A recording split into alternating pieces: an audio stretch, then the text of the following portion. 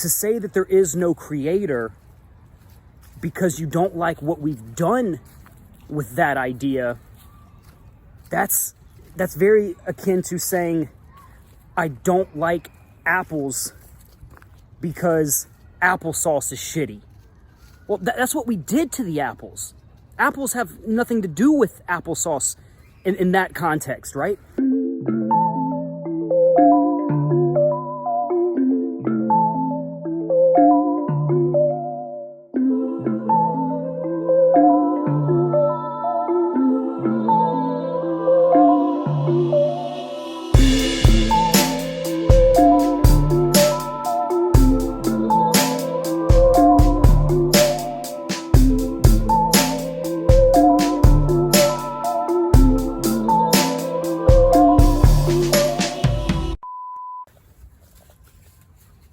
Zack, Symes, masculine magic back at it, yeah. On this episode, you guys, I have to address Sam Harris, the only intellectual atheist that I can stand listening to, but has so many, sorry about the leaves, it's my dog, so many fundamental, well, to use Peterson's favorite word, presuppositions incorrect. He said something in a recent podcast I just got privy to, that Hinduism and Christianity believe different things. And he was using that as some sort of prop up against religion, which is his favorite game to play. I have yet to find him, and maybe I haven't seen all his episodes, fair enough. I have yet to see him actually debate the existence of a creator, but more so, he stands on the soapbox of religion's fucked the world up. And to some degree, it really has. The Crusades were not a good time for the Christian doctrine. This is very, very true. But to say that there is no creator because you don't like what we've done with that idea, that's very akin to saying I don't like apples because applesauce is shitty. Well, that's what we did to the apples. Apples have nothing to do with applesauce in that context, right? So Christians believe that let us make man in our image. Jesus is the best example. And Hindus subscribe to the idea that we're gods with amnesia. That's literally the cornerstone of Hinduism. And Shiva was their example. It's the same thing. They're not actually fundamentally different at all. So that being said, he seems to be the famous atheist that has a foot in both worlds. He likes the idea of mystical experiences, raw spirituality, but wants to say there's no God. This is a classic case of having your cake and eating it too. Part 2 coming up. Sorry, there was a cop and my dog's not on the leash. Turns out he wasn't here for me. But we left off with the idea that he wants his cake and to eat it too. That consciousness is something we don't understand, but yet there's no life after death. You can't say both of those things in the same sentence. You can't admit ignorance and then claim fact. You know, you can't say math is fucking stupid, but yet you don't know 2 + 2 is 4. Oh God, that's such a weak metaphor, simile, but do you see what I'm saying though? You cannot have your cake and eat it too, Sam. They are undistinguishable. Okay, you cannot do that. And I'm not sure about this thought, but I'm not sure if you can actually have meaning without a God, which is a question, and I'm sure he's delved into the morality idea, that how do we have morality without some sort of creator judge type person, and that's an easy thought to kind of continue, and I totally respect Sam for thinking that morality is still a good thing. But to put it in kind of a childish metaphor, what is the point of passing 3rd grade if there is no 4th grade to go to? Now, it's somewhat linear thinking, and we tend to do that in our matrix understanding, that this plus this plus this, but secretly time's just fucking weird, so we really don't know that much. But when I hear an atheist presume that he has a truth that negates every other culture, of every language, of every religion, true wise men that sit on top of the hill for 30 years come down and tell you there's something to this soul consciousness experience that we're having, and you just sit on your high horse and say, nope, everybody was wrong for all of history because of some shitty wars that we've done in the name of God, which is very true. We have distorted the image of some sort of creator, some sort of grand consciousness, grand architect to a horrible degree. Religion is quite shitty, and so I totally agree with Sam on that, but he takes it one step further and suggests that since religion's shitty, there's no God. No, that doesn't make any sense. That's like getting rid of the NBA because children can't dunk. It's like, what? Huh? It works.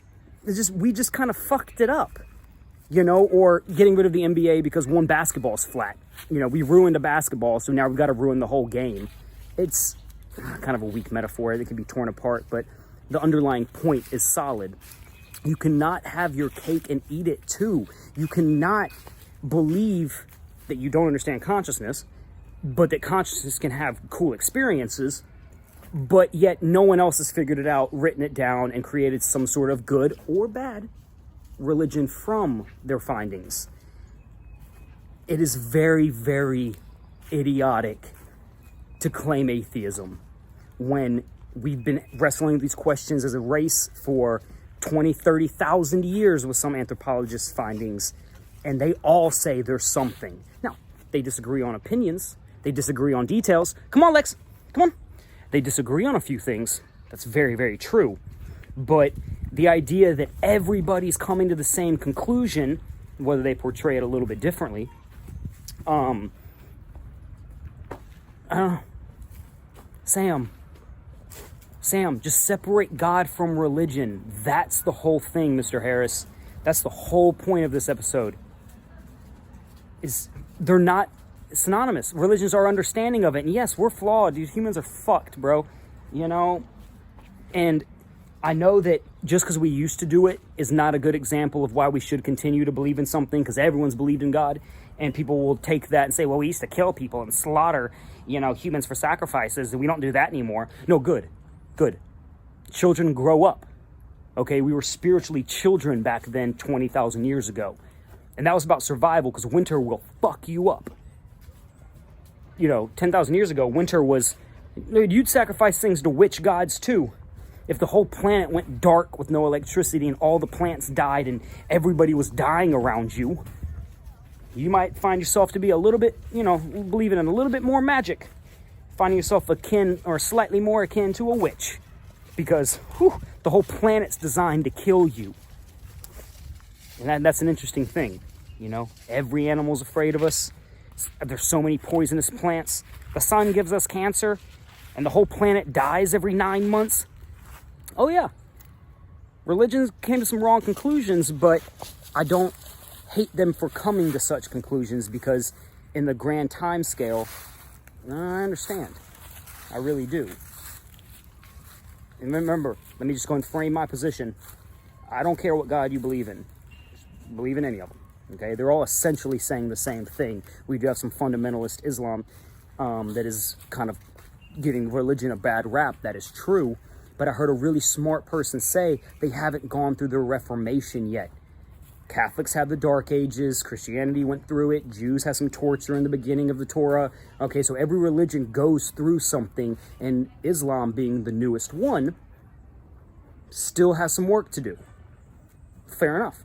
I don't hate Islam, because at the core of 99% of religions, it is somebody made this place and we should be nice. Somebody made this place and we should be nice. That's it. Lex, hey, what you eating? She found some orange peels or something. And I know that atheists hate the idea that the world's so complicated, someone must have made it.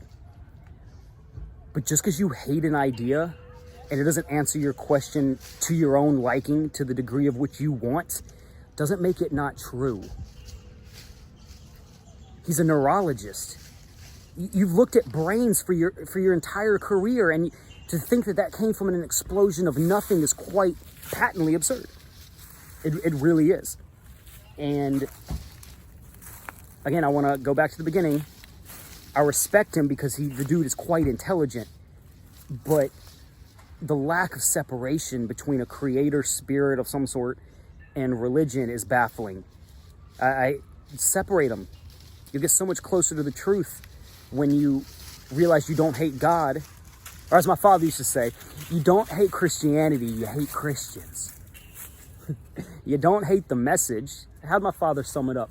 It was something like, love thy father, love thy brother. That's Jesus' 10 commandments in 2 sentences.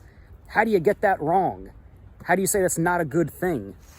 No, fair enough. Well, we've distorted some truths and we've caused some mayhem in the claim of God. This is very, very true. But I've had some very, very interesting experiences that are basically, it's kind of the same argument that we could take with aliens. You know, let's say arbitrary number, there's 100,000 crop circles. All of them would have to be drunk people in a field with 2x4s in the middle of the night. All you need is one to be true to prove the existence of aliens. Or how about the airplane pilots in the Navy who swear up and down they've seen everything? What, are they all drunk with in a no pressure zone? Are they all losing oxygen and hallucinating, every one of them? When the Canadian Prime Minister of Defense admits that we have extraterrestrials visiting, everybody's wrong, except you. That's how I feel when I hear an atheist talk. Every religion of every culture, every wise man, every sage, every wizard throughout antiquity's wrong, except you. There's a real amount of ego involved in coming to that conclusion. Just because they had some fucked up acts in 1700 BC and they were killing people. No, God's not real. Come on, man.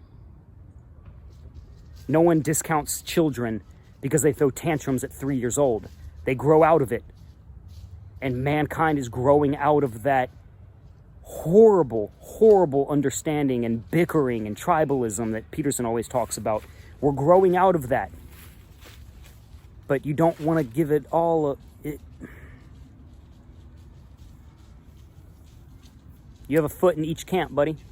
You believe that you can have experiences, but there's no God. You can't do both. You can't go left and right at the same time. You just end up going straight or backwards somewhere, some weird, you know. It's not on me to judge you. The world needs atheists. How did Alan Watts put it? You wouldn't realize you were smart unless you were around dumb people. You know, we need black to see white, that whole duality, you know, Zen thing. But people that devote their lives to things, well, it can go either way. People that devote their lives to situations like monks and stuff, on one level, if you spend 30 years studying something, you tend not to be wrong. But if you put so much time into it, the human can also be afraid to admit they're wrong because that equates to a waste of time. So I understand. It can kind of go either way. Lex! Sam, religions are saying the same thing, so you don't have an argument there. You cannot have mystical experiences as an atheist and attribute it to consciousness which you self-admit you don't know anything about. No one does. Fair enough. I like that fair enough thing. I picked that up from Peterson, and now I just say it as a habit. It's so weird how someone can actually influence the way you speak. But that's how we learn language from our parents anyway, so it would in fact make sense. Zack Symes, Masculine Magic.